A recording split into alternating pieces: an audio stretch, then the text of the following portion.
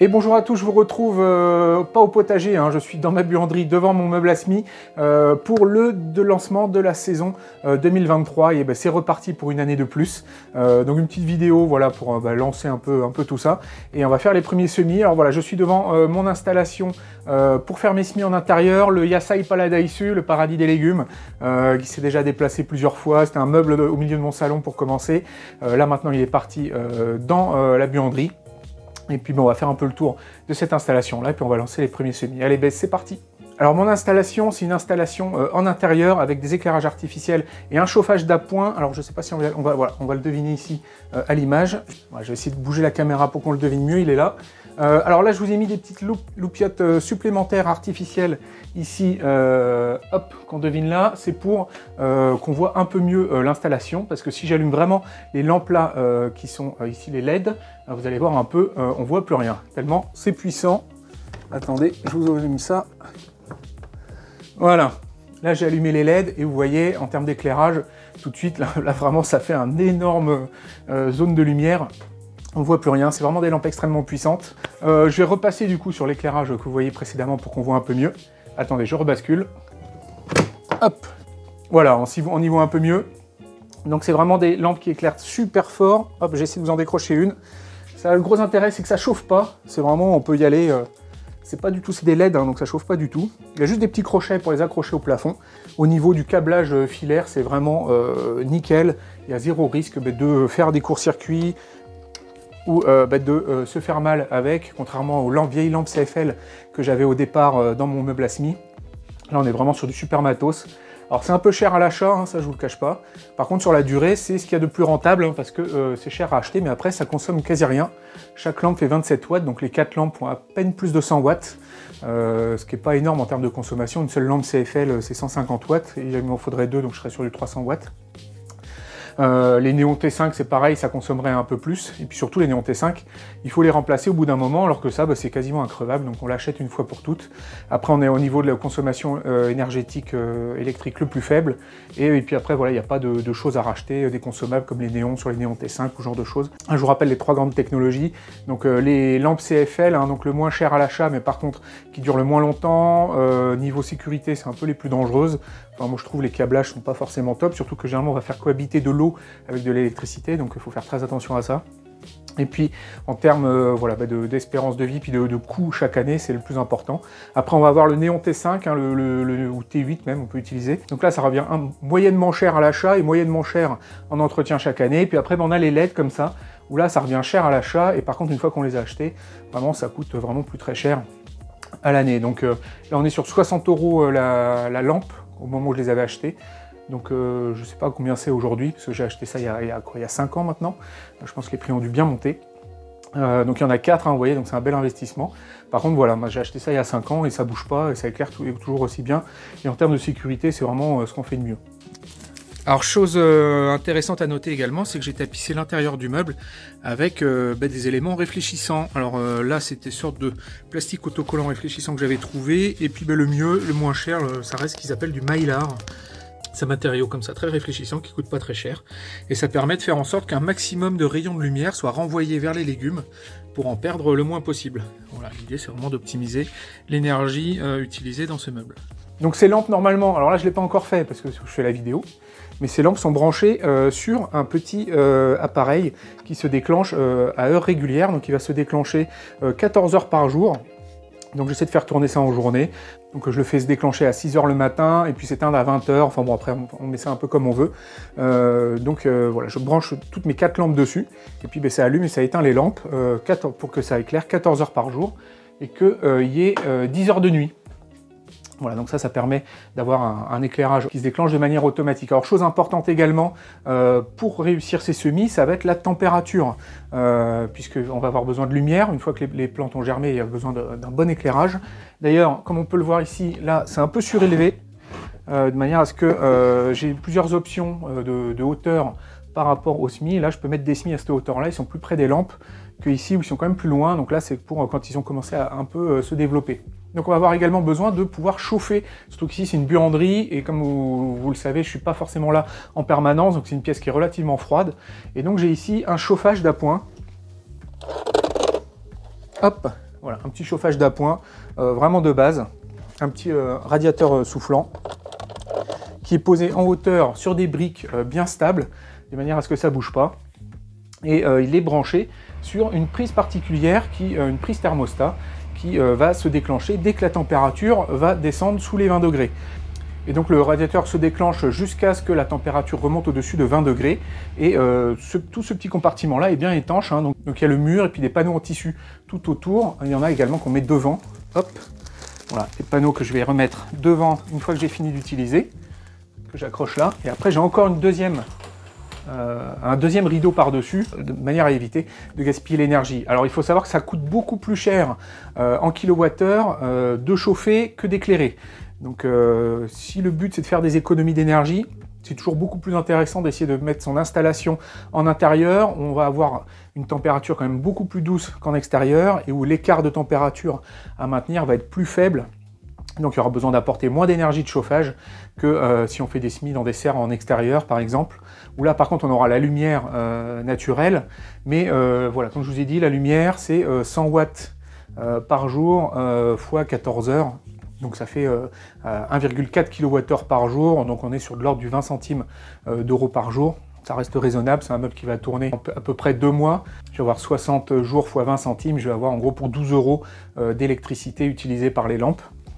Et le chauffage, lui, se déclenche très peu, parce qu'en fait, il remonte la température et puis elle redescend relativement lentement, puisque c'est quand même assez bien isolé, et qu'il n'y a pas de courant d'air et tout, donc la température reste bien dans le meuble, et le chauffage, lui, va consommer assez peu. En tout cas, ça consomme beaucoup moins si j'avais une serre à l'extérieur. Vous avez sûrement vu dans mes vidéos l'an dernier, je me suis fait également une serre en extérieur, une belle serre à semis, là, qui va prendre la relève une fois que mes premiers semis auront vraiment bien poussé, qu'ils auront besoin de plus de place, et qu'une fois qu'ils ont grandi, avoir de la lumière naturelle, je trouve que c'est important. Donc on arrive à les conduire au départ comme ça avec des lumières artificielles, mais au bout d'un moment quand même les acclimater vraiment à la vraie lumière à l'extérieur, ça fait vraiment des plants plus trapus, meilleurs, qui poussent mieux. Donc après, il est temps de les sortir. Mais là, à cette période de l'année, là, typiquement, on a encore des gelées dans le sud-ouest, là, en extérieur. Il fait facilement du -2, ça gèle dehors. Si je devais maintenir une température de 20 degrés, ça me ferait un écart de 22 degrés entre l'intérieur de la serre et l'extérieur. C'est vraiment beaucoup trop important à maintenir et ça ferait une consommation énergétique énorme. Donc cette serre extérieure, je la déclenche quand les températures ont quand même beaucoup plus monté, que on est plus autour de 10 degrés. Là, il fait encore trop froid, donc généralement, je vais faire mes premiers semis à l'intérieur. Donc là, on est fin janvier et je commence mes semis limite en avance par rapport à ce qu'il faudrait faire d'habitude. Ça serait plutôt mi-février, normalement, les premiers semis que je les fais. Mais là, je vais commencer dès fin janvier, dans le but de vous faire des vidéos, notamment sur les premiers semis de poivrons et d'aubergines qu'on va enchaîner. Mais c'est trop tôt encore là dans le sud-ouest, fin janvier, normalement mi-février ça suffit. Alors je parle pour des plantations en extérieur, hein, pour des plantations, pour la culture sous serre, ça serait différent, on pourrait effectivement commencer maintenant, même on aurait pu commencer plus tôt. Commencer à la mi-janvier, mais là vraiment c'est pour de la culture en extérieur, donc mi-février dans le sud-ouest ça suffit amplement pour faire ses premiers semis. Voilà, donc moi je commence un peu en avance. Et donc la serre en extérieur, généralement je vais commencer à enchaîner plutôt vers mi-mars, début avril, où là quand même les températures auront quand même beaucoup remonté. Et comme là je me suis décalé de 15 jours plus tôt pour faire une vidéo, ça fait plutôt début mars, donc je vais enclencher la serre en extérieur début mars, ce qui est encore tôt, hein, puisqu'on va avoir quand même des températures basses, et je risque d'avoir quand même une consommation énergétique un peu plus importante que ce qui devrait. Mais bon voilà, c'est pour vous faire des belles vidéos de tuto, pour vous montrer comment faire les différents gestes au jardin. Alors sur ce genre d'installation, je mets particulièrement le doigt sur le fait que on va faire cohabiter de l'eau avec de l'électricité, donc vraiment je vous dis de faire attention à ça. Et là vous voyez toutes mes installations électriques, tous les fils en fait partent au plafond de mon installation, ça part derrière après, hop là, dans un trou qui est ici. Et ça arrive après au-dessus, où là, voilà, là il n'y a plus d'eau. Toute la gestion de l'électricité est ici. Et à aucun moment, voilà, l'eau qui va être ici en bas va se retrouver au contact avec des fils électriques. Voilà, mon radiateur, il est posé en hauteur, avec bien posé, bien stabilisé sur une base suffisamment grande. Et voilà, tous les fils, ils passent en haut. Donc voilà, faire bien attention à ça. On est sur l'installation électrique qui va côtoyer de l'eau.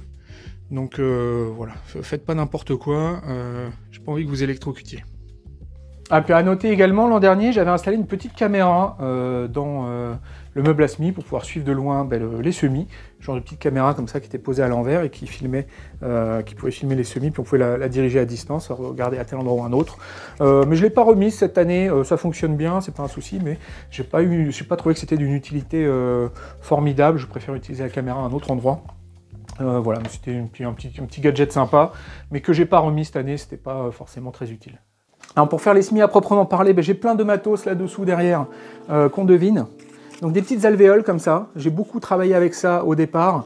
Alors ça c'est très bien quand on peut surveiller les semis, qu'on est là matin et soir pour pouvoir les surveiller. Après moi j'ai des plateaux de jardinière comme ça, il n'y a qu'à les positionner dedans, hop. Et puis on en enchaîne plusieurs comme ça, on remplit son plateau de jardinière.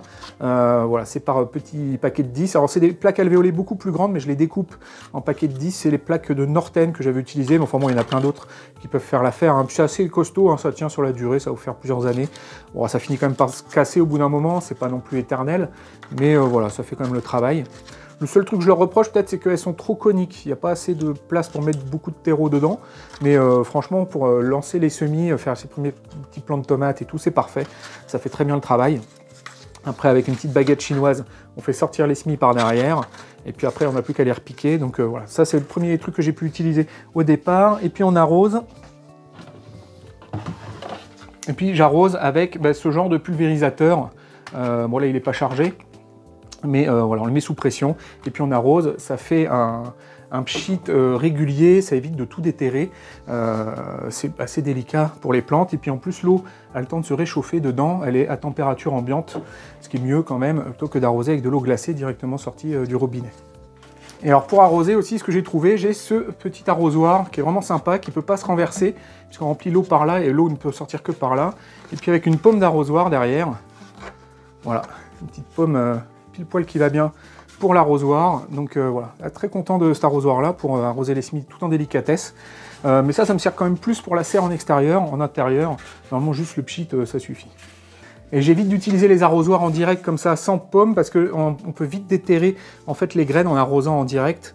Donc pour éviter de les brusquer, j'utilise plutôt voilà, des choses qui vraiment font des jets dispersés, soit des pchits, soit avec des trucs avec des pommes d'arrosoir. Pour arroser, je trouve que c'est plus efficace. Donc pour les semis, on a vu ces ustensiles-là. Et alors maintenant, ce que j'utilise beaucoup, parce que ça ne nécessite pas d'être en permanence à surveiller les semis matin et soir, que nos petites alvéoles soient bien humides, c'est ce genre de matériel-là. Je trouve ça extrêmement pratique. Donc on a une sorte de terrine, alors on peut l'utiliser en terrine pour mettre le terreau directement dedans et puis les graines dedans. Voilà, c'est une option également pour faire ses semis, c'est de faire ça directement en terrine, il y en a beaucoup qui font ça. Et après on repique nos petits plantules dans des plants plus grands une fois qu'ils ont grandi. Hop. On va passer sur du godet comme ça, donc soit du godet de 8, soit du godet un peu plus petit, du godet de 7. Une fois qu'ils ont grandi, on les repique là-dedans. Mais au départ, on fait ces semis voilà, en terrine, et puis après on les repique. Mais moi, je ne suis pas fan des semis en terrine. Ça a tendance à brusquer les plantes, on les remet en racines nues, et elles n'aiment jamais trop ça, moi je trouve. Et puis il y en a vraiment qui n'aiment pas trop. Typiquement, moi avec les laitues, j'ai du mal à faire du repiquage en racines nues. C'est les plantes qui n'aiment pas trop ça. Donc moi ce que j'aime bien, c'est utiliser comme ça des petites, voilà, des alvéoles. Et alors là, les alvéoles sont beaucoup plus grosses que celles qu'on a vues précédemment. Hop, je vous laisse comparer. Voilà, la taille des alvéoles. Voilà, il y a quand même beaucoup plus de place dans celle-là, dans les transparentes. Donc plus de terreau, donc plus à manger pour les graines. Elles peuvent rester dedans plus longtemps. Et alors par contre, forcément, ça prend plus de place. C'est un peu le problème aussi, c'est que sur ce genre de meuble, on est tout le temps dans un compromis, essayer d'optimiser la place.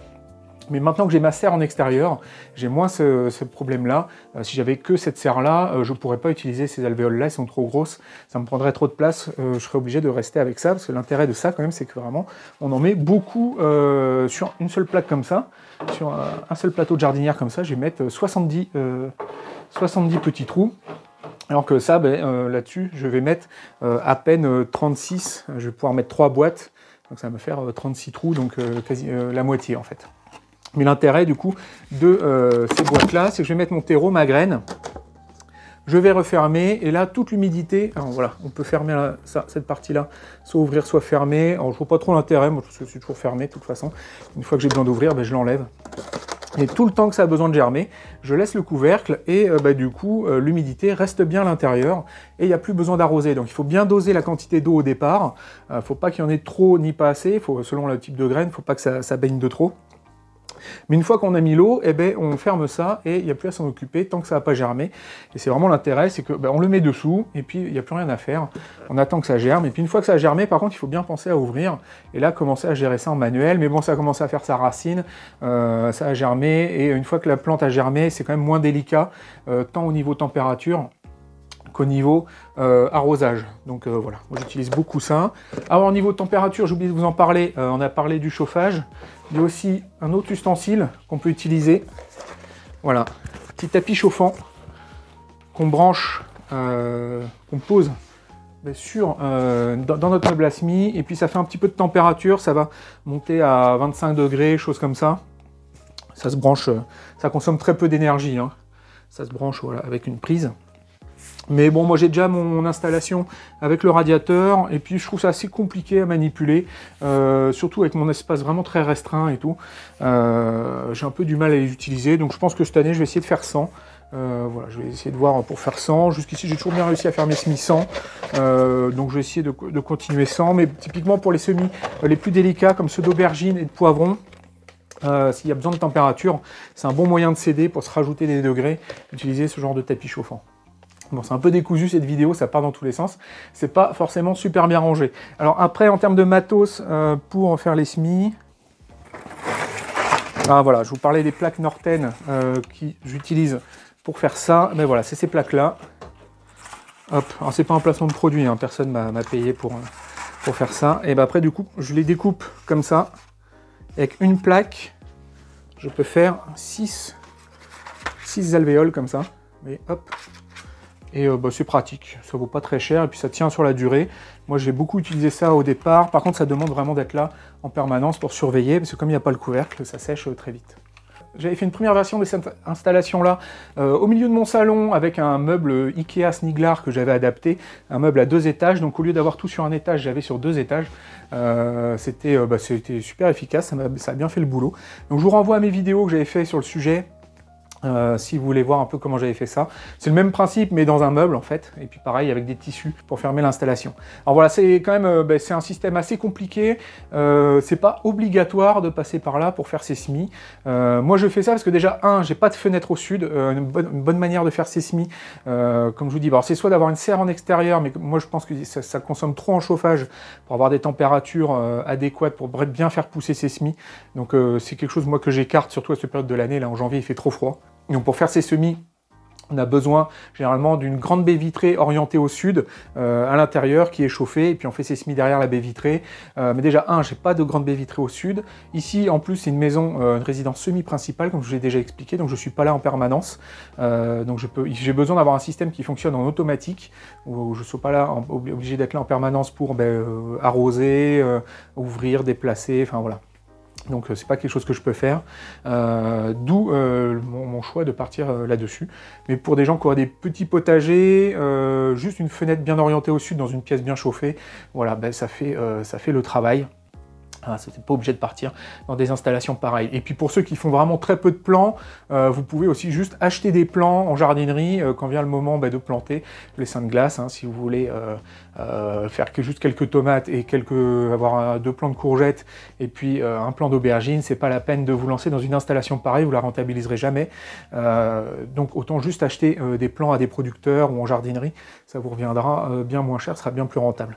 Là c'est vraiment des installations pour des gros potagers, pour produire du plant en masse, donc c'est pas forcément quelque chose à généraliser.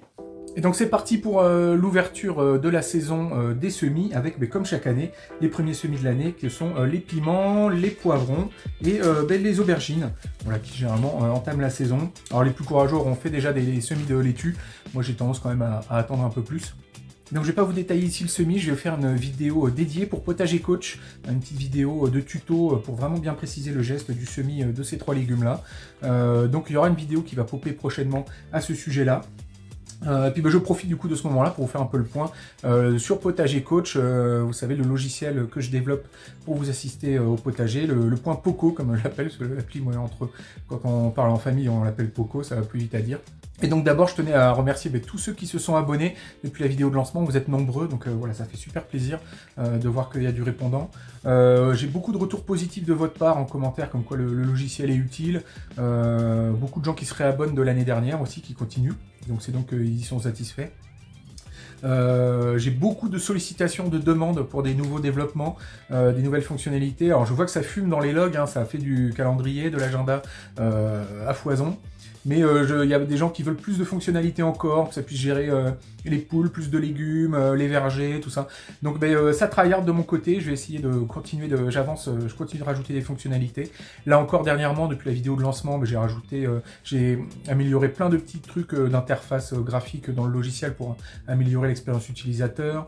J'ai rajouté la possibilité d'exporter. Il y avait déjà un export un peu sous forme de fichier texte un peu joli. Là, j'ai rajouté un export sous forme de tableur, hein, pour pouvoir avoir les données un peu dans Excel, et puis un export également pour mettre ces données dans son agenda. Comme ça, l'agenda, il donne des alertes sur les différentes choses à faire. J'ai fait des précisions dans le module de statistiques aussi, pour pouvoir avoir un mode de sélection élargie ou strict des événements de culture. Enfin voilà, ça tryhard. Là, je vais attaquer la Grainothèque, et vous avez beaucoup de sollicitations de votre part pour rajouter de nouvelles fonctionnalités, donc bon voilà, je suis obligé de prioriser. Vous me demandez quasiment chaque jour pour 5 jours de boulot, donc je priorise, je suis obligé de dire non à certaines choses, donc j'espère que les gens à qui je dis non, ils m'en veulent pas et qu'ils comprennent un peu la logique et la démarche. Et voilà, en tout cas, merci à tous, ça continue, l'aventure continue, puis je ferai un point Poco régulier dans mes vidéos, un peu de vlog et tout, pour vous parler un peu de l'avancement de tout ça. Donc je vais faire mon SMI, et puis on se retrouve incessamment, pour vous tout de suite, devant mon meuble à SMI, pour mettre tout ça en place.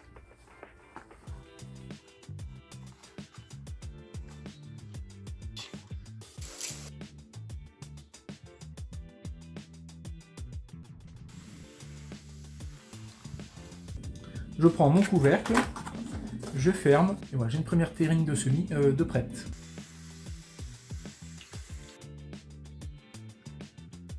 Et donc voilà, c'est parti pour la saison 2023. Les premières terrines vont rejoindre le meuble à SMI, le Yasai Paradaisu, qui a réouvert ses portes, comme chaque année, et c'est the place to be pour les légumes. Donc voilà, la saison 2023 est lancée. Va y avoir pas mal de tryhard cette année, avec notamment toute la refonte du potager.